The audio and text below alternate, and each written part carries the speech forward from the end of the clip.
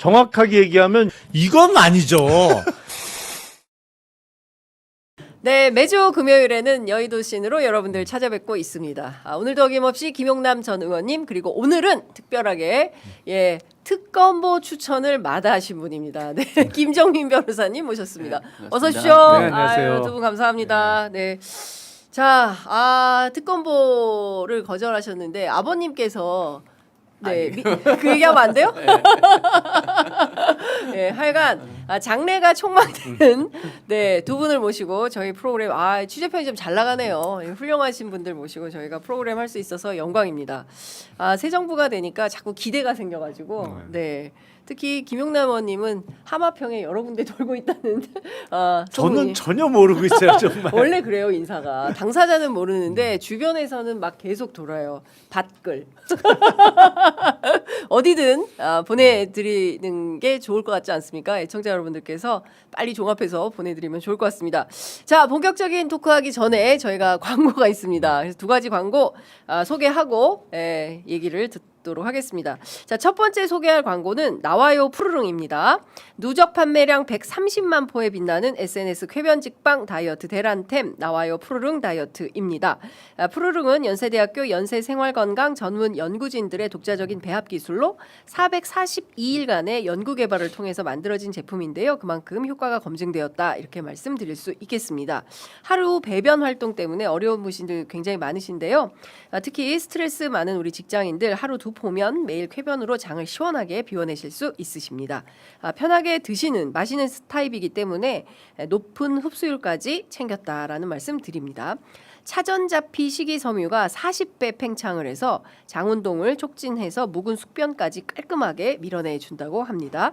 오직 장윤선의 취재 편의점 링크에서만 1+1+1으로 구성이 되었고요. 59% 할인된 특가로 한정판 전용 보트를 사은품으로 증정하는 이벤트도 진행하고 있습니다. 그러니까 고민하지 마시고 여기서 바로 구매하시면 되겠습니다.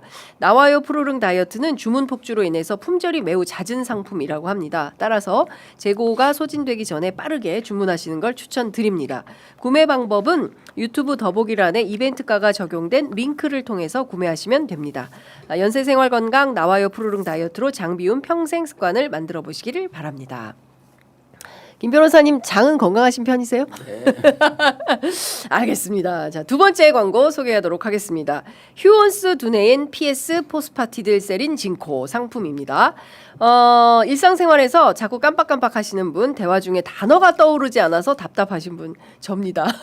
생방 중에 자꾸 단어가 떠오르지 않는데 인지력 저하로 고민하시는 분, 방향 감각이 떨어졌다고 느끼시는 분, 따로 살고 계시는 노부모님들이 걱정되시는 분들께 추천드리는 상품인데요.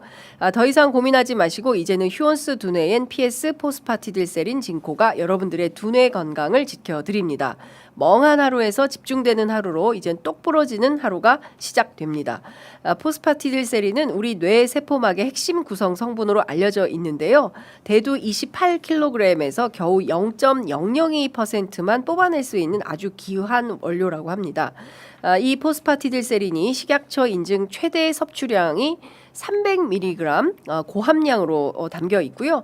여기에 은행잎 추출물인 징코와 항산화 대표 주자인 비타민 E까지 더해서 3중으로 뇌 건강을 케어해 드립니다. 구매자분들께서 최근에 올려주신 구매 리뷰가 있는데요. 온 가족이 먹고 있는데 수험생 아이가 머리가 멍해지는 게 줄어든다고 제일 잘 챙겨 먹고 있습니다. 나이가 들면서 가족력 때문에 뇌 건강에 관심이 많아서 매일 챙겨 먹고 있어요. 이런 글 올려주고 계십니다. 웰스NS가 취재 편의점 독자분들께만 드리는 새로운 대한민국 맞이 기념 이벤트가 있습니다. 딴 데서 안 하는 거예요. 새로운 대한민국 맞이 기념 이벤트 2+1입니다. 2+1에 구매하시면 무려 7일분을 더 챙겨 드립니다. 더보기에 할인 링크 있으니까요. 꼭 찾아서 구매하시면 될 것 같습니다. 전화 주문하실 때는 두뇌엔 징코 이렇게 찾아주시면 되겠습니다. 이거 우리 셋 다 먹어야 될 것 같은데. 그렇죠. 그죠? 네. 예. 깜빡깜빡해요. 자꾸 깜빡깜빡해서 저희들이 셋 다 챙겨 먹는 걸로 하고 본격적인 말씀을 좀 들어보도록 하겠습니다. 우선 오늘 저희가 어제부터 단독이 쏟아졌는데 노상원 수첩 저희도 받았습니다. 예, 저희도 노상원 수첩 A4 용지로는 18쪽이고 다 합치니까 71쪽인 것 같아요. 꽤 그래요? 많습니다, 양이. 그래서 요거를 찬찬히 들여다보니까 진짜 죽을 뻔했구나. 우리 셋 다 죽을 뻔했어요. 예, 진짜 저승에서 만날 뻔했어요. 그러니까 1차 수거 대상은 아니더라도 2차 내지는 3차에는 그렇습니다. 들어 있겠더라고요. 예, 그러니까 어떻게든 여기에는 포함이 될 수밖에 없었겠다. 5천 명, 10,000명엔 들어갔겠죠. 5천 명이요? 네, 5천 거기 명에는 보면 들어갔겠을 것 그러니까 같아. 10,000명까지를 얘기했으니까. 10,000명. 네. 진짜 무서운데 그 얘기하기 전에 만드가 내야 들어야죠. 만드 어떻게든 만드가 내는 들어야 된다. 우린 또 이렇게 등수 이런 거에 예민해서 왜냐하면 저기 서울대 내라고 출신이셔가지고 예, 등수에 예민하신 분이라 어떻게든 만드가 내는 들어가야 된다라는 말씀 주셨습니다. 자, 그 전에 특검 얘기 좀 잠깐 해보도록 하겠습니다. 조은석 특검이 내란 특검이 지금 진도는 제일 빨리 빼고 있어요. 그렇죠. 그래서 이제 김용현에 대해서 구속영장 청구도 하고 이런 상황입니다. 새 특검이 동시다발로 이제 돌아가고 있는데요. 김건희 특검 그리고 이제 최혜병 특검까지. 근데 갑자기 궁금해지는데 김 변호사님 왜 특검보 안 하신다고 거부하셨습니까? 안 하는 게 아니라 제 기준으로는 못 하는 겁니다. 왜냐하면 특검 수사 대상이 되는 범죄를 제가 박정훈 대령을 대리해서 고소장을 냈거든요. 그러면 내가 고소장 내고 내가 수사한다? 이해 충돌? 우습잖아요. 네. 예, 그건 이해 충돌 정도가 아니라 당사자성이 네, 당사자. 예, 완전히 뭐 말하자면 검사가 판사가 되는구나. 예. 자기가 기소해놓고 나중에 판사라서 재판하는 거랑 본질이 같지 않냐. 그래서 저는 아예 처음부터 염두에 두질 않았거든요. 그건 논리적으로 성립이 안 된다. 이제 단지 이명현 특검은 왜그 변호사님 그건 찾아오셔가지고 특검보 뭐냐면 박정훈 대령의 변호인으로만 아셨던 거죠. 제가 그 박정훈 대령을 대리해서 네. 고소장을 냈고 그것도 두 건이다. 예. 이건 모르셨던 거죠. 그렇구나. 그러면 단순히 박정훈 대령의 변호인이라면 뭐 할 수도 있지 않느냐. 네. 뭐 그게 꼭 불가능한 건 아니지 않냐 이런 말씀을 하셨던 것 같아요. 생각을 하셨던 것 같아요. 근데 제가 뵙고 아니 제가 두 건이나 고소장을 제가 냈습니다. 그랬더니 그러면 안 되겠네. 바로 이해하고 저희는 그냥 뭐 예. 제안이다 뭐 고사다도 없었고 네. 뭐 언론에 안 한다고 했대. 이 고소장 두 건 들어갔습니다. 그랬더니 그래? 예. 안 되겠네. 그냥 예. 그냥 끝난 얘기거든요. 그러니까요. 근데 사실은 제가 우리가 특검으로 그 김영남 의원님 많이 밀었거든요. 근데 보니까 당직이 있으면 안 되더라고요. 근데 요거는 조금 완화할 필요도 있지 않나라는 생각이 드는데 정치적으로 휘말리면 안 돼서 그런. 그렇죠. 아무래도 정치적인 어떤 중립성은 유지가 돼야 되니까 네. 이제 그 당적과 관련해서 그거는 글쎄 뭐 굳이 완화할 필요가 있을까? 반드시 지켜줘야 된다. 예. 아니 그 일단 국민들이 보시기에도 예. 그 얼마 전까지 어떤 당적을 보유하고 그 당에서 활동했던 사람이 특검 쪽에서 활동을 하면 이게 그 정당 색깔이 아무래도 그 진하게 입혀질 수밖에 없잖아요. 네. 그래서 그건 아무래도 사법기관에 활동하려면 그거는 조금 배제하는 게 맞겠죠. 네. 예. 저는 좀 생각이 다른데 네. 전 국민이 당적을 갖는 게 좋다. 왜냐하면 우리는 뭐 당적을 갖는 걸 굉장히 이례적인 일로 생각하지 않습니까? 그러나 국민들이 다 진보와 보수로 색깔은 다 나눠져 있는데 그게 재앙론이 된다는 거는 굉장히 좀 시대에 뒤떨어져 있지 않느냐. 뭐 공무원들도 당적을 가질 수 있는 거고 미국 같은 경우는 그러니까 그게 우리하고 미국과의 좀 차이죠. 미국은 유럽도 사실은 그렇죠. 예. 유럽도. 예. 그러니까 당적을 이번 다 다 갖고 갖고 있죠. 네, 공직생활을 그러니까 합니다만. 오히려 예. 당의 진보와 보수가 팽팽하게 균형을 맞추는 게 좋은 거지. 뭐 사실은 좀 그 위선적인 거 아닙니까? 왜냐하면 이번 특검에도 보면은 당정만 없을 뿐이지 결국은 정치적 니즈가 반영된 인선일 수밖에 없거든요. 네. 그거에서 당적이 있느냐 없느냐가 무슨 의미가 있느냐. 오히려 그 과거 당적, 특히 현 당적도 아닌 과거 당적 때문에 결격을 두다 보니까 인선에 어려움만 있는 거 아니냐. 그래서 좀 그 부분은 전체적으로 좀 저는 개인적으로 완화했으면 좋겠다. 특히나 과거 당적은 좀 정리를 하는 게 그 요건을 그러니까 너무 학교 넣는 다닐 게 때 뭐 네. 한두 달 정도 뭐 했던 그것도 안 된다고 하니까 그러니까 굉장히 엄격한 그렇죠. 거예요. 그리고 이게 법원이 아니고 네. 검찰인데 검찰은 사실은 수사 의지가 중요한 거지 뭐 공정성이라는 거는 경우에 따라서는 법원이 걸러주면 되는 거지. 오히려 이 특검 같은 경우는 수사 의지의 문제였잖아요. 네네. 과거에 검찰들이 이 수사 의지를 안 보여가지고 결국 국민들한테 지탄을 받고 특검까지 나가게 됐는데 여기서 중요한 건 수사 의지다. 네. 공정성이라는 것은 법원의 주 테마이지 검찰은 기본적으로는 뭐 물론 뭐 완전히 정치적 편향성을 가지고 억지로 엮는 거라면 문제가 있지만 이미 이 사건 같은 경우는 그 의혹이 이미 불거진 상태잖아요. 네. 그래서 국민들이 특검까지 요구했던 이유도 이 공정성보다는 엄밀한 수사를 원했기 때문에 이 특검이 시행되는 건데 여기서 과거 당적을 가지고 뭐 특검 예를 들어서 특검은 그래도 이해가 되는데 특검보 전원이 또 그 당적을 가지면 안 된다랄지 이런 것들은 좀 완화할 필요가 있지 않냐는 알겠습니다. 얘기입니다. 오늘 일리는 이- 일리 말씀인데 네. 중요한 뭐 지금 포인트는? 오늘 네. 논점은 아닙니다만 이제 특별 검사잖아요. 네. 근데 검사는 당적이 있으면 안 되죠. 근데 특별 검사도 검사란 말이에요. 네. 그런 의미에서 물론 미국 사회처럼 미국은 뭐 검사, 판사, 뭐 고위 공직자들 다 당적이 네. 있죠. 공화당원도 있고 네. 민주당원도 있고 한데 우리는 그런 시스템이 여태까지 아니었기 때문에 네. 특별 검사만 예외로 한다? 요거는 조금 이상한 것 같아요. 이상하다. 아예 시스템이 바뀌면 몰라도. 알겠습니다. 이거는 네. 입법의 과제로 네, 네, 네. 저희가 입법부는 아니어서 그거는 국회로 넘기도록 하겠습니다. 네. 네. 자, 그 일단 그래도 두 분 다 그 법조이시니까 제가 이것 좀 여쭤볼게요. 새 특검 지금 초반. 그러니까 뭐 저희 정치 용어로 쓰면 뭐 이제 선거 때 초반 판세 이렇게 이제 분석을 하는데 초반의 특검 움직임은 좀 어떻게 평가하십니까, 김용남 의원님? 일단 조은석 특검이 김용현 전 장관을 기소하면서 사실상 그 기소권 내지는 수사를 시작을 했습니다만 다른 특검은 준비 단계잖아요. 네. 그래서 어떤 평가를 하기에는 조금 너무 이른 감이 있고요. 다만 뭐 모든 특검이 다 수사 의지만큼은 확인을 시켜준 거 아닌가? 네. 라고 생각이 됩니다. 예, 특검들 지금 조은석 특검 이외에 다른 특검들도 네. 지금 그 김건희 특검은 특검보가 지금 됐죠. 4명이 확정이 임명이 된 상태고 이명현 특검도 지금 우리 김 변호사님도 만났습니다만 뭐 전부 수사 의지는 충만해 있다. 네. 여기까지. 네. 지금 그 방금 전에 조은석 특검팀 요청으로 전달드립니다라고 이제 기자들한테 이제 법조 기자단한테 이제 풀된 내용인 것 같은데요. 내란 특검의 특검보가 확정되었기에 알려드립니다. 내역은 별첨과 같습니다라고 하면서 특별검사 조은석은 대한변협의 추천을 반영하여 제청하였고 아울러 수사 능력과 수사 관리 능력이 출중한 경찰 출신을 제청한 바 있습니다.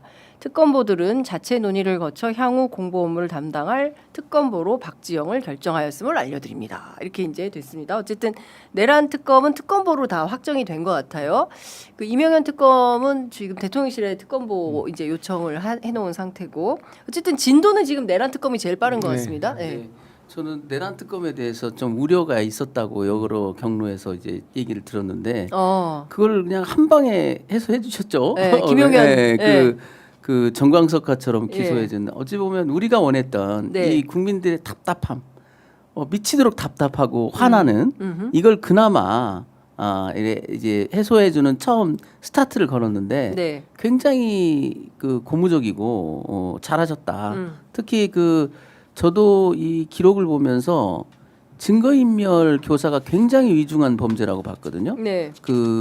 이 내란의 전모가 담긴 노트북 그게 계엄 이후에 수사기관이 손 놓고 있는 사이에 망치로 부셔가지고 제가 그 조서를 보면서 정말 어이없었던 게 워낙 세게 잘게 부시다가 손을 다쳤대요.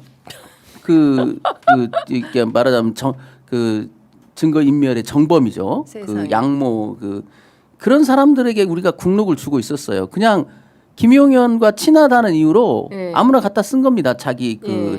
말 잡는 사람으로. 예. 다른 사람들은 공무원 되려면 얼마나 힘듭니까? 예. 시험 보고 떨어지고 뭐 엄청난 시련을 겪어서 그 자리까지 가는데 그냥 자기 옆에 있었던 사람을 갖다가 휙 꽂아가지고 다른 데 있는 사람을 자기 운전병처럼 썼어요. 운전수처럼. 원래 그 경호처 소속인가 그랬는데 자기가 장관으로 가면서도 계속 전용 운전수처럼 썼다고요. 네. 이 공사를 구별 전혀 못하니까 결국은 공무원이라는 자가 국록을 받으면서 지시를 받기를 내란범의 지시를 받아서 내란의 중요 증거를 싸그리 박살을 내버린 거거든요. 네. 그게 수사기관이 멍 때리고 있는 사이에 그 중요한 증거가 사라져 버렸어요. 이거는 김용현의 당연한 추가 기소 사안일 뿐만 아니라 네. 그자도 구속해야 됩니다.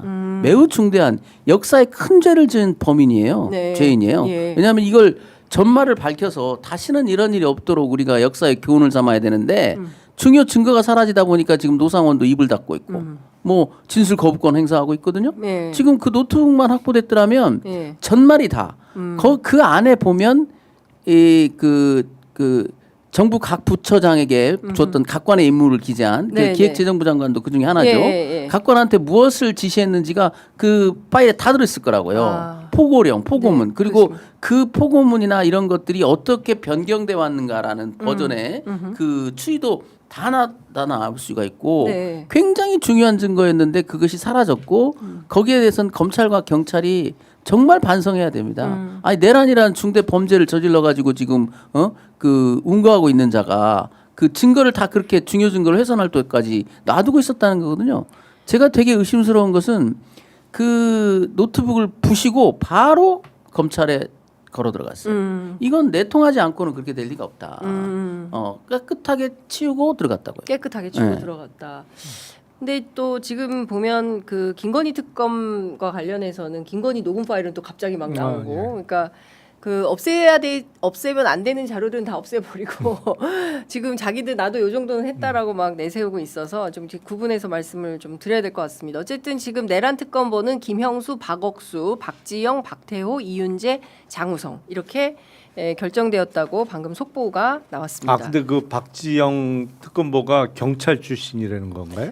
경찰 출신 그런 것 같은데요. 제가 보겠습니다. 박지영이라고 검사 출신 중에도 여검사가 있었는데. 네, 지금 뭐 바로 살펴봐서 그 제작진께서 확인해서 알려주시면 제가 바로 말씀드리도록 하겠습니다. 그리고 아까 그 저희가 이제 그 초반에 얘기를 좀 했었는데 노상원 수첩 관련해서 저희가 이제 원본을 입수를 했어요. 장우선 변호사가 경찰 출신이라고 합니다. 예, 그 말씀 주신 분은 이제 검사 출신 아는 분인가 보다. 예. 네. 그 전에 법무부에서 같이 근무했던 거로 제가 기억하는데. 어떤 분이에요? 일 잘하시는 분이에요? 아니 일 열심히 하죠. 하도 오래돼 갖고 근데 예, 가물가물. 네, 그럴 때는 포스 파티를 대죠. 그러게요.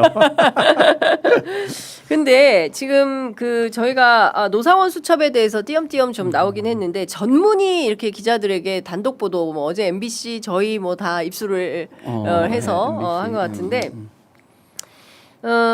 어쨌든 보니까 수집소를 여러 개를 하려고 했었고 제주도에도 있었고 그리고 이제 그거 수첩들 하나하나 이제 계속 띄워주면 좋을 것 같습니다. 제작진께서 자 이렇게 보면 한 달 이내 지방도 수집 대상을 포함해서 한다라는 겁니다. 지금 저거 보면 예, 시기를 총선 전으로 나누고 있지 않습니까? 그렇습니다. 그래서 검찰이 기소한 내용 중에 그 계엄의 동기가 야당의 줄탄핵 뭐 이런 거다. 네. 그것 때문에 부담을 가졌다. 그건 아닌 것 같아요. 왜냐하면 이미 총선 전으로 나눠서 네, 저 노상원 수첩이 작성된 시기는 총선 한참 전. 네, 그러니까 이미 오래 전부터 역심을 푸는 자들이에요. 네. 그리고 뭐 그 뒤에 보면은 가장 바람직한 것은 여대 야소다 오히려 여대 야소 때 하는 게 제일 좋다. 네. 그리고 여소 야대 때는 먼저 30-40명 정도 국회의원을 체포하고 시작해야 된다.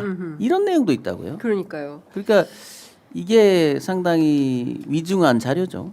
그렇습니다. 근데 사실은 이 노상원의 수첩이 어떻게 해서 작성이 되고 그리고 이 계획대로 했다면 그냥 그 국민의 절반이 사라질 수준인 거예요. 근데 거기에 무슨 민주당만도 아닙니다. 여기에 보면 뭐 이준석 의원도 있고요. 네. 그다음에 한동훈 대표도 있고요. 뭐 별의별 사람들이 이제 다 포함이 된 건데 우리 김 변호사님께서 노상호 수첩을 쭉 꼼꼼히 다 이제 보셨을 텐데 말씀 주신 것처럼 지금 제일 중요한 게 왜 비상계엄을 선포했을까?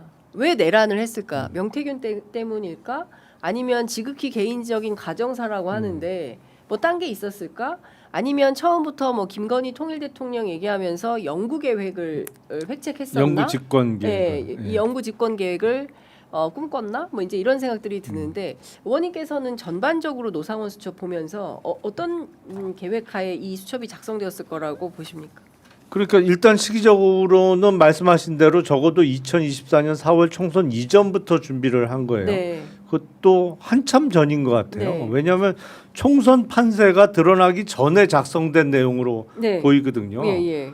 그 임박해서는 누가 봐도 몰라. 노상원은 워낙 희한하게 생각을 하는 사람인지 모르겠습니다만 2024년 4월 총선은 누가 봐도 야당이 대승하는 판세였단 그렇죠. 말이에요. 근데 네. 이 내용으로 봐서는 아니야. 그거를 상정하지 않고 작성한 것으로 보여요. 그러니까 예. 훨씬 그 전에 작성된 내용이죠.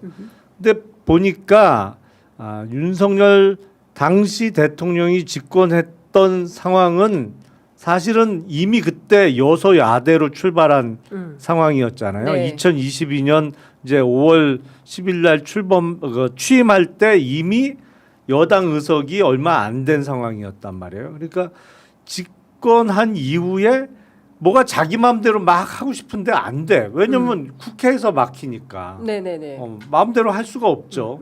그렇게 하라고 상권 분립 시켜놓은 그렇죠. 거지 우리 헌법이. 근데 법이. 상권 분립상 국회가 여당이 의석수가 작다 보니까 자기 마음대로 안 돼. 예. 그러니까 아마도 이거 내 마음대로 한번 해보고 싶은데 아. 계속 걸리니까 예. 이 걸림돌을 치워라. 치워보자. 예. 이렇게 생각했던 것 같아요. 그래서 수거 대상 이름. 예. 근데 저는 저 수첩을 좀 이제 어젯밤에 저도 꼼꼼히 네. 전달을 받고 이렇게 예. 쭉 봤는데 시기가 훨씬 더 일다. 뭐냐면 이 노상호 수첩에서 보고 있는 세상, 네. 이 세상은 우리 헌법을 완전히 갈아엎으려는 거기 보면 이제 제가 제일 충격적이었던 게 뭐냐면 선거제도를 완전히 바꾼다. 그러니까. 국회의원을 반으로 줄인다. 네. 국회의원이 무슨 국가 봉사직으로 만든다. 그리고 중국과 러시아 선거제도를 연구한다는 거예요. 맞아요. 예. 중국과 러시아가 민주국가입니까? 중국이나 북쪽은 이 민주주의를 가장한 전체주의 국가잖아요. 그렇죠. 거수기 노릇만 하는 그냥 모여가지고 무슨 대회 한다고 하고 욱샤욱샤 해가지고 뭐 1인 독재하는 그런 걸 모델링해서 이 우리나라 헌법을 바꾸려고 했던 거기 때문에 이걸 역심이라고 정의한다면 이 역심은 청년 시절부터 싹 텄던 것 같아요.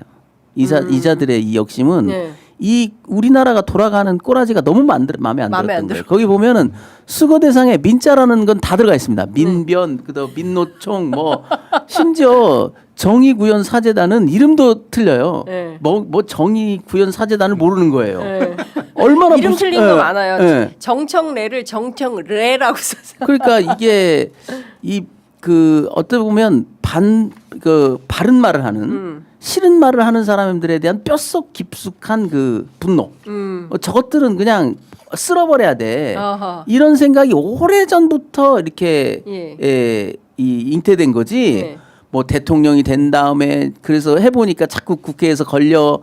그거보다 훨씬 전에. 네. 예, 이렇게 돌아가서는 안 된다. 그래서 굳이 말하자면 박정희 대통령이 말했던 한국식 민주주의가 자꾸 떠오른다.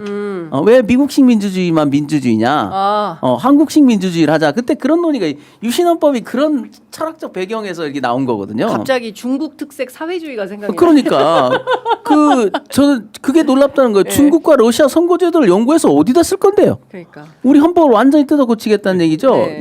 입법부를 이제 완전히 형해화 버리고. 네. 그러니까 현재 국회의 구도가 마음에 안 든 게 아니라 국회 자체가 마음에 안 든 거예요. 네. 그래서 지자체에 대해서도 보면은 군수 이상 중앙에서 파견. 이게 박정희 대통령이 갑자기 지자체는 통일 이후에 한다. 이런 말도 안 되는 통일과 지자체가 무슨 관계가 있다고.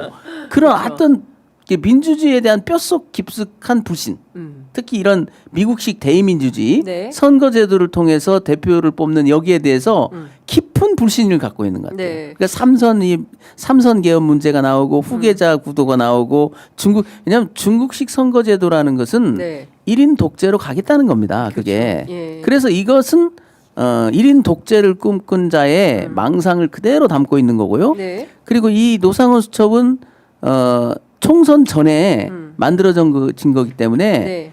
분명히 그 이후의 버전들도 있을 거예요. 그럴 저기 것 보면은 주로 자기들이 전제했던 것은 오히려 여대 야소 이때 이런 계엄을 하면 좋겠다 이런 네. 아이디어가 있거든요. 그렇죠. 여대 야소가 되면 좀 힘들다. 네. 그때는 조기에 국회의원 30-40명 정도를 체포하고 시작해야 된다. 이런 말도 있어요. 그러니까. 그래서 이런 걸 보면 그 조은석 특검이 정확히 짚었다. 뭐냐면 동기가 뭐냐? 네. 이 내란의 동기는 결코 야당의 독주 때문이 아니고 이런 민주정에 대한 뼛속 깊숙한 불신, 예. 자기만의 이런 말하자면 독재자의 그 DNA가 이 사람에게 있는 게 분명하다. 네. 저는 그렇게 봅니다. 그 어제 경향신문에 곽종근 사령관이 인터뷰를 인터뷰. 해가지고 그 내란 특검 처음부터 다시 다 수사를 해야 된다. 그리고 그 확실하게 지금 말씀하신 대로 이거 영구집권에 대한 계획이 초반부터 있었다. 그래서 지금 검찰 수사는 그냥 놔두고 아예 처음부터 다 수사를 해야 된다. 이제 이런 얘기를 했는데 지금 노상원 수첩 4페이지, 5페이지, 6페이지에 쭉 나와 있는 게 D-Day가 있고 D-1에 미국 협조 얘기가 나와요. 그리고 그 뭐 이제 전 국민으로 할지 선별을 할지 하여튼 출국 금지 조처를 그러니까 국민들 못 나가게 하는 거예요. 근데 이제 이거를 행사라고 칭한 것 같아요. 그러니까 비상계엄을 이제 행사 준비라고 하면서 준비 명령을 내리고 그리고 부의 담화를 하고 그리고 보면 그 여의도를 매복 점령을 하고 네. 그리고 나서 그 봉쇄를 한다. 여의도 그러니까 국회가 주요 타깃이었던 것 같아요. 그래서 봉쇄를 하고 봉쇄 기간은 2주에서 3주. 그러니까 아무도 그러니까 예컨대 그 광주를 딱 봉쇄하듯이 그렇게 하려고 했었던 거 아닌가. 근데 미국이 협조할 리가 있겠습니까? 그렇죠. 그러니까 이거 황당한. 그러니까 이 지능 수준이 매우 낮은 사람들끼리 모여서 지들끼리 막 한 거예요. 택도 없는 소리. 그러니까 미국에 어떻게 협조를 구해요? 미국이 미리 알았으면 막지. 그렇죠. 예. 그날도 제가 직후에 비상계엄 직후에 맞아요. 말씀드린 원인. 적이 예, 있습니다만 맞아요. 평택에서 정말로 출동 준비하고 군장 싸고 올라오려고 했다는 거잖아요. 계엄군을 진압하려고 네. 미군이. 네. 예. 그게 이제 그러니까. 12.12 때 미군이 그런 뼈저리를 반성이 예, 있는 예, 거죠. 예, 미국 예, 예. 입장에서는 그 12.12를 막지 못하고 전두환 군사반란을. 전두환 정권이 들어서는 거에 미국이 어떤 면에서 전혀 그걸 막지 못한 책임에 예. 대해서 반성이 있기 때문에 네. 45년 만에 또 해? 가만 이것들 가만 안 둬. 뭐 이런 게 있는 거니까 예. 뭐 어떻게 협조를 구해요? 미쳤어요. 미국이 쿠데타 사실은, 일으키는데 예. 협조해 주게. 예, 그러니까. 사실은 냉정히 말하면 예. 이 계엄 자체가 미국 그 군령권에 대한 도전이거든요. 한미 연합사 군령권에 대한 도전입니다. 반란입니다. 예. 그들의 그 미국 군내법을 적용할 수도 있을 거예요. 냉정히 말하면 이게 만약에 진압된 다음에 미국이 냉정히 그 자기들 법 집행을 하겠다고 나오면 그런 문제도 생길 수 있어요. 왜냐하면 한미 연합사 체제에서 지금 우리가 군령권을 행사하고 그렇죠. 있는데 예. 합참이 배제된 채 반란이 일어난 거거든요. 예. 그러네. 어쩔 수 없습니다. 군령이라는 관점에서 보면 한미 연합사령관이 구성하는 네. 그 한국과 미국의 연합사 사령관들이 그렇죠. 구성하는 그게 최종 컨트롤 타워거든요. 최고 높은 기관입니다.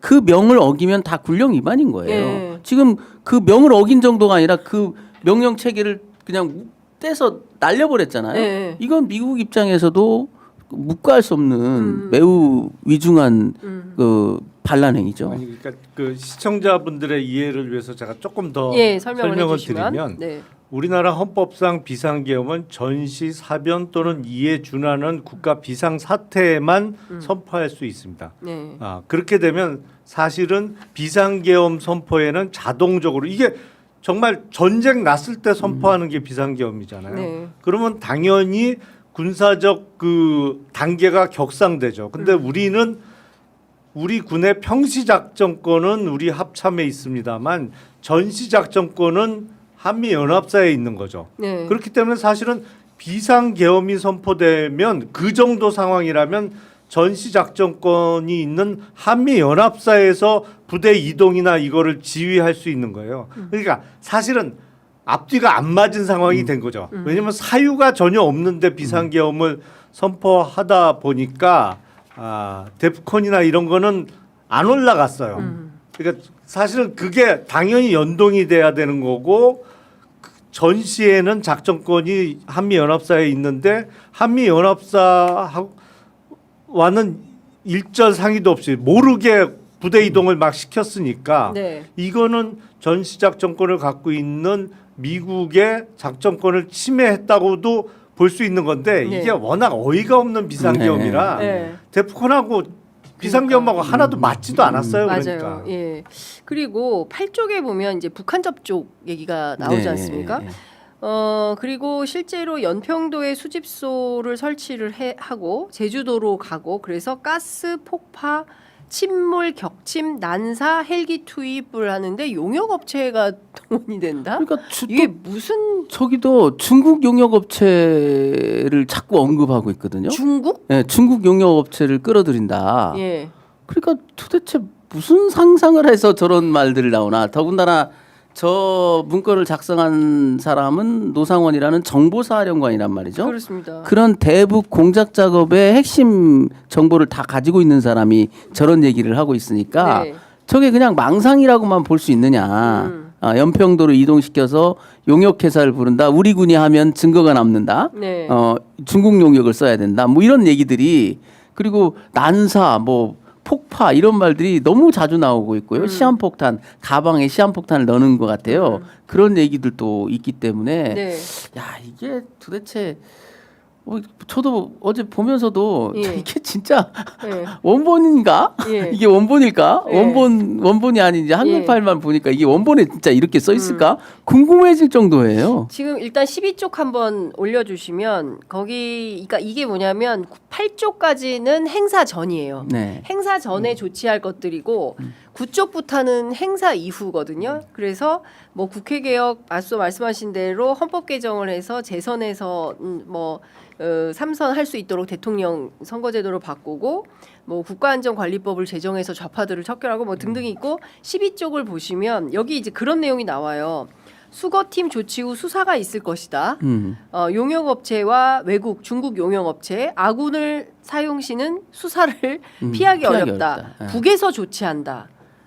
이게 그러니까 뭐 북한이 예. 자기들을 도와줄 거라고 생각을 하는 건가? 아니 어떻게 봐야 그건 돼요? 아닌 것 같아요. 예, 어떻게 봐야 사실은 돼요? 이게 그들 표현에 의하면 수거 장소 A급 수거 장소가 연평도로 돼 있잖아요. 네네. 그리고 2차 수거 장소가 오암리가 자주 예, 등장. 오음리, 예. 오음리. 예. 오음리가 자주 등장하는데 오음리는 그 연천군의 완전히 접경 지역, 휴전선 예, 예. 접경.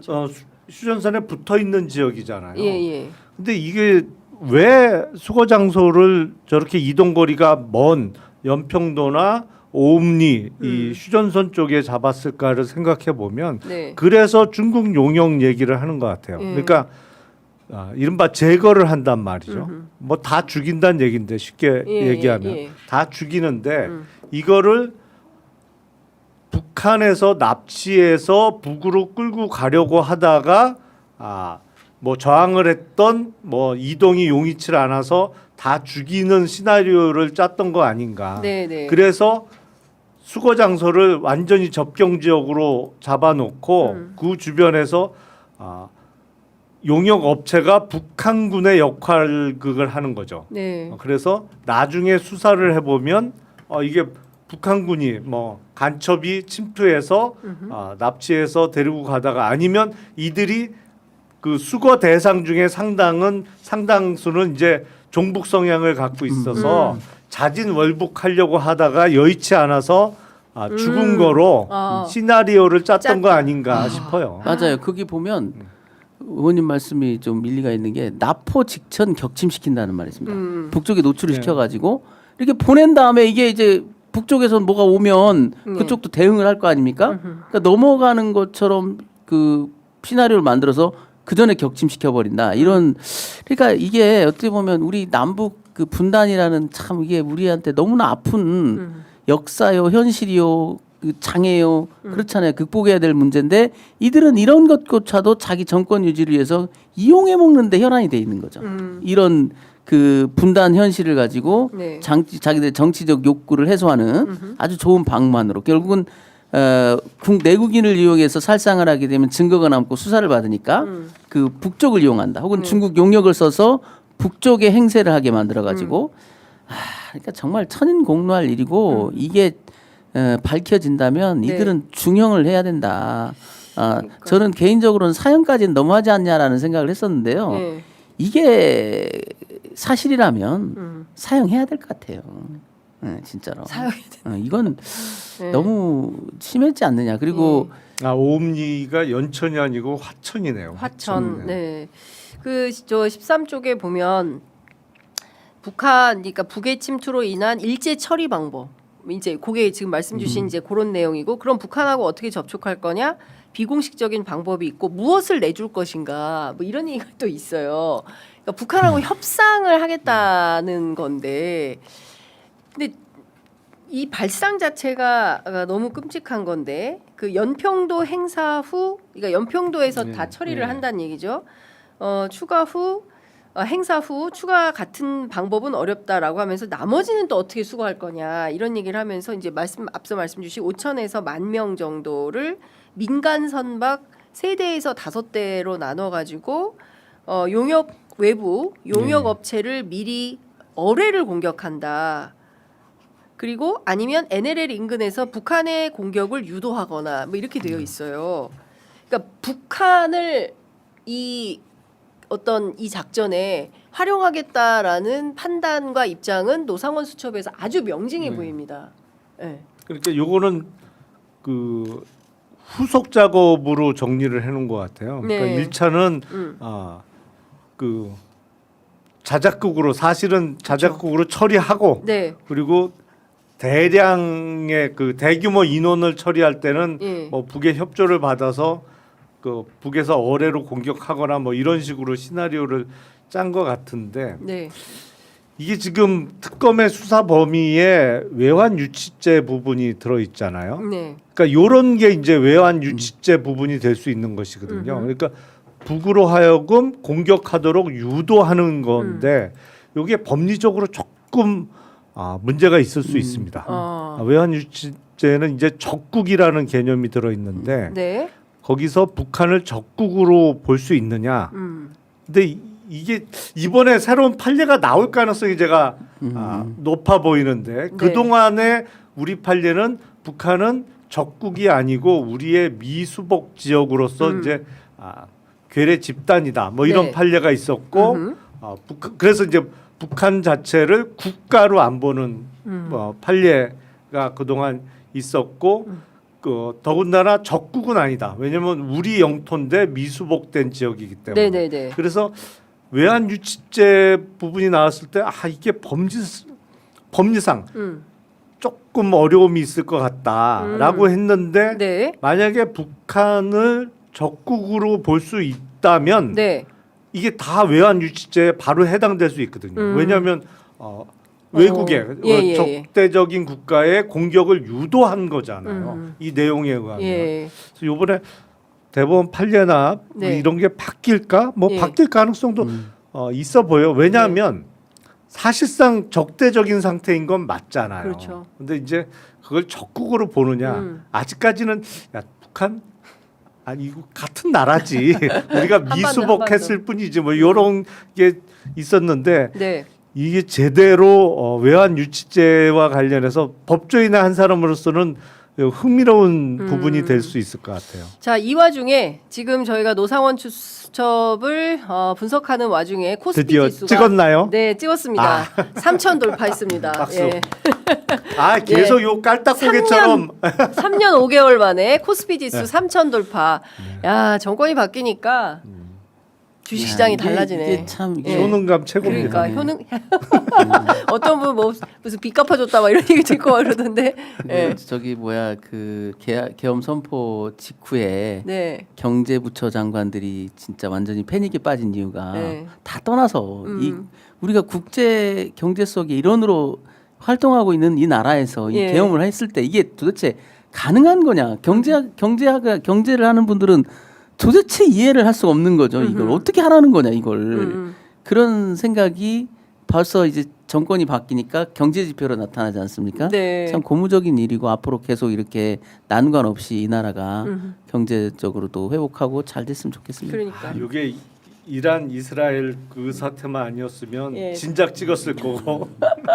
아쉽다. 예. 근데 지금 국제 정세가 너무 네. 안 좋기 때문에 그래도 이 와중에 그러니까 이게 의원님 말씀하신 대로 그리고 또 이재명 대통령 공약대로 5천 찍겠어요.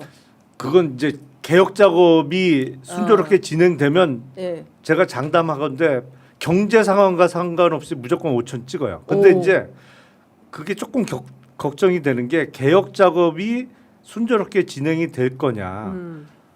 저항이 사실은 어마어마합니다. 이 물 밑에서 지금 네. 난리도 아니에요. 난리예요, 난리. 어. 근데 문제가 뭐냐면 아니 그렇다고 무슨 새 정부의 개혁 의지를 의심하는 건 전혀 아닌데 네. 이 세상 일이라는 게 네. 그렇게 단순하지 않거든요. 이거 지금 조금 자본시장에 관심 많은 분들이 걱정하는 건 대통령이 언급하신 AI 100조 네. 펀드 있잖아요. 네, 네. 그게 이제 물론 그 시드머니는 그러니까 모태 펀드는 그 국책은행이나 뭐 이런 사실상 공적 자금이 들어가죠. 근데 100조의 AI 펀드를 조성하기 위해서는 민간 분야, 특히 그 정도 돈을 댈 사람은 네. 사실상 뭐 우리나라 5대 그룹이 좀 참여를 해줘야 돼요. 네. 근데 혹시라도 이 5대 그룹에서 안 해. 아니 안 해라고는 절대 안 하지. 기다려 주세요. 될게요. 근데 요거는 좀 빼 주세요. 이럴까봐 상법 개정안 뭐 이렇게 이럴까봐 아니 상법 개정안은 통과가 되는데 네. 그 상법 개정안의 내용 중에도 네. 지금 가장 반대가 심한 부분이 재계 쪽에 반대가 심한 부분이 이제 3% 룰, 그리고 이제 자사주 의무 소각, 네. 뭐 이런 거예요. 집중 투표제. 요 세 개는 지금 빼려고 어마어마하게 노력을 하고 있거든요. 네. 어떻게 될지 이재명 대통령을 믿습니다. 믿습니다. 믿습니다. 그래서 저는 이 문제를 좀 잘 부각시켜서 네. 이게 뭐냐면 그 중국 선거제도 모방 음. 이런 얘기가 얼마나 웃기는 얘기입니까? 이번에 탄핵 정국에서 그 거리로 쏟아나왔던 많은 우파 네. 극우죠. 그분들이 주장했던 게 중국이 영향을 미친다. 뭐 우리나라가 뭐 중국의 식민지가 된다. 다 말도 안 되는 소리예요. 네. 그들이 추종했던 이 사람들은 도대체 어떤 걸 꿈꿨는지 좀 들여다보라고요. 이 사람들이 예. 자기들이 생각했던 그런 사람들도 아니에요. 이 망상이 실체가 뭔지 좀 잘 이번 내란 사건의 수사를 담당하신 분들이 네. 규명해서 명명백백하게 국민들한테 밝혀서 그리고 저는 이제 이 내란 수사에서 그 다음 단계는 어디냐? 네. 저는 계속해서 국힘에 대해서 우리가 점검하지 않으면 안 된다. 네. 왜냐하면 이 내란 전국에서 공당이라는 자들이 계엄에 동조를 하질 않나. 뭐 그 이후에 사기 탄핵이라고 앞장서서 떠들던 사람들, 네. 이 사람들이 그 크게 보면 다 이 내란 공범들이에요. 그게 이제 내란범에 포섭되는지 안 되는지는 좀 논란의 여지가 있으면 사후 공범이니까. 그러나 정신 세계는 전부 다 내란 공범들이라고요. 여기에 대해서 단죄하지 않으면 네. 이 일은 또 반복될 수 있다. 단기적으로 정치적으로 부담이 되더라도 이들의 위헌 정당성에 대해서는 반드시 짚고 넘어가야 된다. 그게 지금 이제 경제에 부담이 되고 뭐 야당에서는 또 그러겠죠. 뭐 정치 보복이다. 물론 그들의 입장에서는 정치 보복이겠죠. 근데 제가 볼 때는 이건 역사 보복이에요. 역사가 보복하는 겁니다. 그 징죄라는 거죠, 징죄. 자기들이 그런 죄를 지었으니 죄를 지은 자들이 선거에서만 졌으니까 다 용서해달라? 말이 안 되는 거예요. 그때 계엄 성공시켰으면 어떤 일이 벌어졌겠습니까? 그때 당시에 국민의힘은 도대체 네. 어떻게 행동했을까요? 그리고 그 당 내에서 그나마 어찌됐든 이 계엄만큼은 위헌이다라고 선언했던 사람들 다 내쫓아 버렸잖아요. 뭐 그 배신자라고 낙인 찍어서 다 내쫓고 입을 막고 했지 않습니까? 이런 점에 대해서는 반드시 분석 판단해서 법적 책임을 물어야 돼요. 그래서 저는 그것이 위헌정당 해산 제도 말고는 다른 방법이 없다. 무조건 이건 위헌정당 해산 절차를 시작해야 된다. 저는 네. 그렇게 보고 있습니다. 근데 이제 위헌정당 해산보다 더 빠르게 특검에서 그 김건희 특검에서 선거법 관련된 사건 수사를 하면 당선 무효형 가능성이 높고 예. 그렇게 되면 393억 원을 토해내야 되고 그러면 자연스럽게 이게 이 당이 유지가 되겠냐? 뭐 사실상 일단 해산 단계로 갈 수 있다 이런 얘기도. 만약에 그렇게 되면 당사 팔아야죠. 그러니까요. 당사 팔고 근데 사실은 예.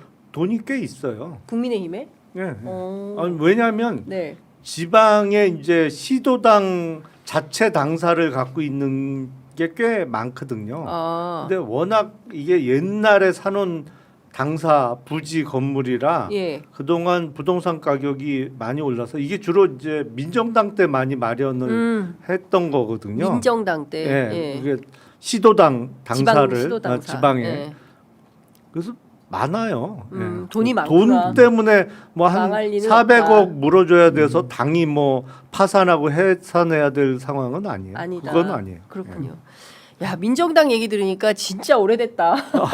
그러니까 그 당의 뿌리가 사실은 예. 그 다 부정한 재산들이죠. 민정당 때 재산이라는 게 다 그냥 국민들한테 뺏어간 돈들 아닙니까? 그때 어떤 극악무도한들이 있었는지 다 알잖아요. 그러니까요. 그래서 전두환 그 전 대통령이 그냥 뭐 돈을 뭐 배추 쌓듯이 이렇게 해가지고 뭐 그랬다는 거잖아요. 네. 뭐, 근데 네. 그 대구에 취재 갔더니 그 얘기 하시더라고요. 전두환 때 좋았다라는 대구 사람들 얘기가 그때는 전두환 때의 사람들이 그 정치인들이 지역에 오면 현금을 무지하게 뿌렸다는 거예요. 실제로 무슨 뭐 식당 뭐 이런데 뭐 회식하라고 막 돈 주고 그래서 아 전두환이 한번 왔다 가면 그냥 막 벌써 막 들썩들썩 했다는 겁니다. 그래서 아니, 그때를 못 잊는 어른들이 많다. 아니 그리고 그전 얘기 이렇게 들어보면 예. 전설 같은 얘기죠. 예. 보면 공천이 되잖아요. 예. 그러면 선거 때 쓰라고 돈이 온대요. 어. 근데 그때 돈으로 몇억 원씩 온다는 거예요. 중앙당에서. 예. 근데 문제는 대구 같은 데는 돈을 쓸 일이 뭐 있어요. 네. 맞죠. 공천 받으면 당선인데 당선인데. 그냥 남는다는 거예요. 그게. 그래서 선거를 치르면 치를수록 부자가 되는. 그러니까 그때 야. 막 봉투 돌리고 그럴 때 네. 그거는 수도권 얘기고 아. 뭐 이렇게 치열하게 여야가 음. 응? 당락을 막 겨룰 네. 때 얘기지. 네. 아 그쪽은 공천되면 당선인데 돈 내려온 걸 굳이 좀 주변에 이렇게 나눠주고는 네. 남으니까 참 전설 같은 얘기 많아요. 아, 그러니까 우리가 그런 시절을 살아왔는데 다시 윤석열이 이걸 꿈꿨던 거 아닙니까? 그러니까 우리가 예? 친일 잔재를 정리하지 못했고 친독재 잔재도 정리하지 못한 채 지금 우리 시대를 맞이한 거죠. 그래서 계속적으로 반동이 일어나고 별별 흠집을 잡아가지고 또 정권을 탈취해가고 네. 저는 우리나라에 공화당은 없다. 우리나라에 공화. 도대체 보수당이 있느냐? 예. 저도 개인적으로는 그래요. 법조인인데 제가 무슨 진보면 얼마나 진보겠습니까? 제가 보기에 네. 김 변호사님은 보수야. 맞아요, 보수인데 보수가 몸담을 당이 없어요. 보수가 뭐 어디 당이 보수당이에요?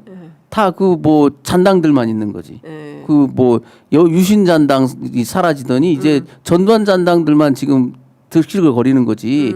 여기에 도대체 보수. 그래서 젊은 청년들이 거기에 이제 기웃거리는 걸 보면 참 안타깝다는 거예요. 왜냐하면 이 보수의 욕망은 분명히 있거든요. 어떤 나라에서 진보와 보수에서 보수의 열망도 있습니다. 보수가 몸담은 곳이 있어야 맞긴 맞아요. 그런데 전제가 뭐냐면 진보냐 보수를 논하기에 앞서서 그 정의로운 세력이어야 되지 않습니까? 범죄 집단이면 안 되잖아요. 네. 역사에 죄를 지은 집단들이 네. 보수의 옷을 입고 보수여 이리로 와라? 그러면 좀 생각 있는 보수가 거기 가겠습니까? 못 가죠. 그러니까 뭐 그렇게 되는 거예요. 진정한 보수는 없다 이 나라에. 그래서 그 정당을 해산시켜야 되는 이유가 네. 거짓 보수당을 없애줘야 돼요. 그래야 진짜 보수당이 만들어질 수 있고 예. 그게 국가 발전을 위해서 바람직하다. 그리고 지역 감정도요. 저도 전라도 사람이지만 보세요. 그 많은 경제 발전이 다 어디에 집중됐습니까? 산업 시설이 다 경상도에 있어요. 고속도로를 타고 가보면요. 호남선을 타고 가잖아요. 계속 산만 보여요. 반만 보이고 도시가 안 보여요. 도대체 그 호남 고속도로를 타고 가보면 도시라는 게 띄엄띄엄 하나씩 있습니다. 경부고속도로 타고 가보세요. 도시가 끝나질 않아요. 계속 도시예요. 네. 어마어마한 큰 도시가. 이것이 과연 경상도 사람들이 부지런하고 현명하고 노력해서만 그런 거냐. 그 과거에 그 팽창하던 국가에서 정치 권력을 독점함으로써 경제적으로도 독점해서 자기들이 누렸던 거 이것을 반성해야죠. 그것이 당연하다고 여기고 네. 그 시절이 좋았다라고만 여기고 그때 홀대 받았던 이 지역 사람들에 대해서 정치적 색깔 씌우고 빨갱이라고 몰아붙이고 5.18에 대해서 그 조롱하는 거 보십시오. 세상에 저는 그 5.18 때 자기 아버지 관 앞에 철없는 어린이가 영정 사진을 네. 보고 있는 걸 보고 너무 가슴이 미어져 가지고 오랫동안 이게 잔상이 그렇죠. 남아 있는데 네. 그걸 택배 왔습니다라고 조롱하는 자들이 있어요.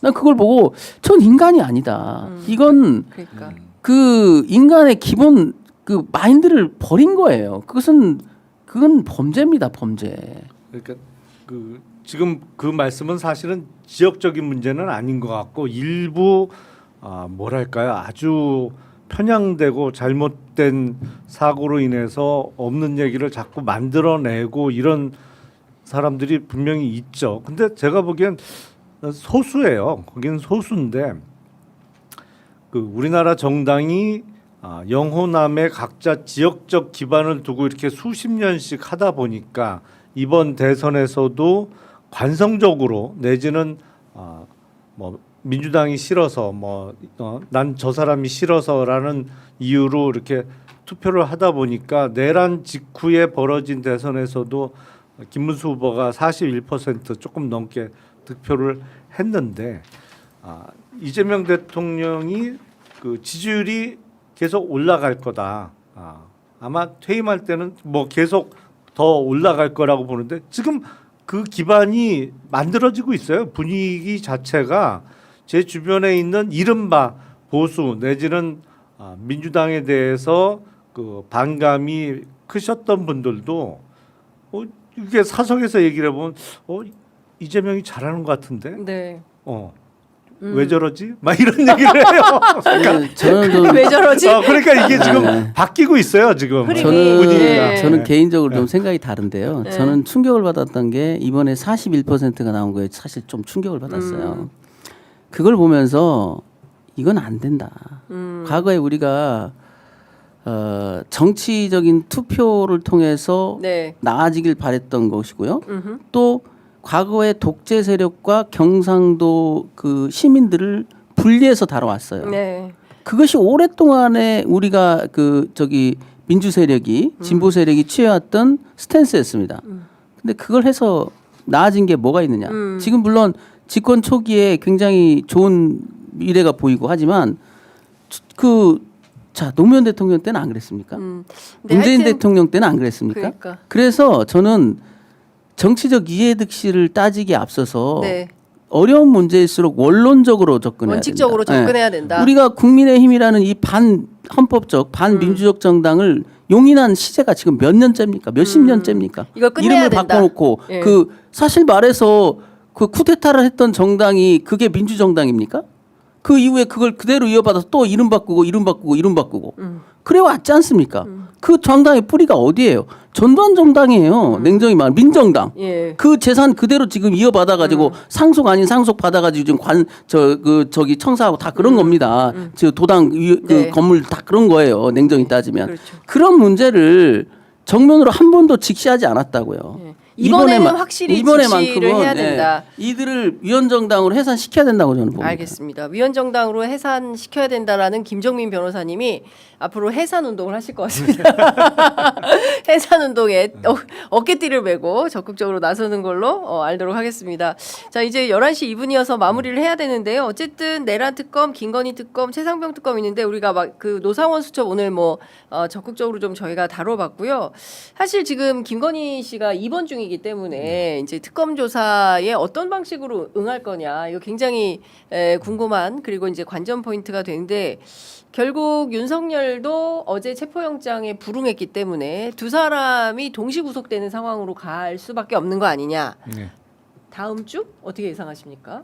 뭐 지금 그 경찰이 조은석 특검하고 체포영장과 네. 관련해서 조율 협의를 중이라고. 하고 있다고 하니까 조만간 결론이 날 거고요. 네. 김건희 씨는 지금 검찰 소환에 계속 불응을 하고 있는데 끝까지 안 나갈 것 같아요. 근데 검찰은 지금 문제가 뭐냐면 그 제가 후배 검사들 만나봐도 검사들도 심우정 검찰총장에 대한 불만이 어마어마합니다. 뭐 하는 거냐 도대체. 네. 근데 심우정 총장이 영도 쓰지 않지만 네. 어떠한 결정도 안 해요. 뭐 하는 거예요? 그 아무것도 사람은? 안 해요. 지금. 세상에. 그러니까 이 정도 했으면 네. 소환해서 계속 불응했잖아요. 김건희가. 예. 그러면 체포영장을 치든 뭘 결정을 해야 되는데 지금 보면 아예 이 망가졌어요. 조직이. 총장은 지금 자기 코가 석자고 그리고 밑에서도 불만은 많은데 적극적으로 이거를 이렇게 해야 됩니다라고 총장실 문을 박차고 들어가서 뭘 할 사람이 없어 지금. 와, 예. 그러니까- 진짜 무기력한 예. 문제가 안타까운 돼버렸네. 건- 그래서 특검에서 해결해야 되지 않을까 싶어요. 안타까운 그렇군요. 건 지난 그 전국에서 네. 그 검찰이 나서서 윤석열을 체포했어야 맞아요. 그랬다면 그렇죠. 그래도 검찰이 네. 그나마 조금 면피는 했을 텐데. 좀 저기 체면을 채우고 조직이 유지라도 일부 됐을 텐데 뭐 체포는커녕 증거인멸을 도와준 것 같은 그런 느낌이 드니까 네. 이제 국민들로부터 마지막 버림을 받은 거예요. 지금 검찰에 대해서 우호적으로 말하는 사람들이 거의 없지 않습니까? 왜, 물론 검사들 대부분 99.9%는 고생하죠. 근데 0.01%처럼 예. 때문에 네. 과거에도 뭐 군사 정권 때도 그랬죠. 뭐 군인 전부가 정치군인이었나요? 그렇죠. 자, 변호사님 11시 5분인데 요 얘기는 꼭 들어야 될 것 같아서 요것만 짧게 여쭤볼게요. 주진우 의원은 왜 그런가? 최혜병 특검의 수사 대상이 되는 저는 겁니까? 그 7월 31일 날 예. 11시 한 23분경인가 예. 800에 7070으로 주진우 의원한테 전화가 갔거든요. 예. 그때 저는 불려 들어갔다고 봐요.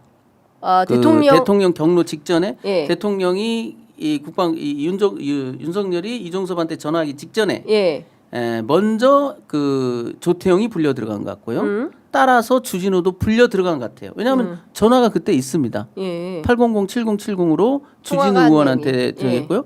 그리고 유독 이 사건에 대해서 주진우 의원이 취하는 이 스탠스가 예. 정말 좀 이해가 안 되는 뭐 때문에 그렇게 이 문제에 대해서 그렇게 집착을 하고 말도 안 되는 그 명석한 분이 네. 뭐 수사권이 없다는 등 이런 회개망측한 논리를 펴면서 계속 이 문제에 대해서 이상한 태도를 보이는 것은 뭐 좀 이유가 있지 않느냐. 그래서 저는 그 오판이 주진우가 심어준 오판이 아닌가.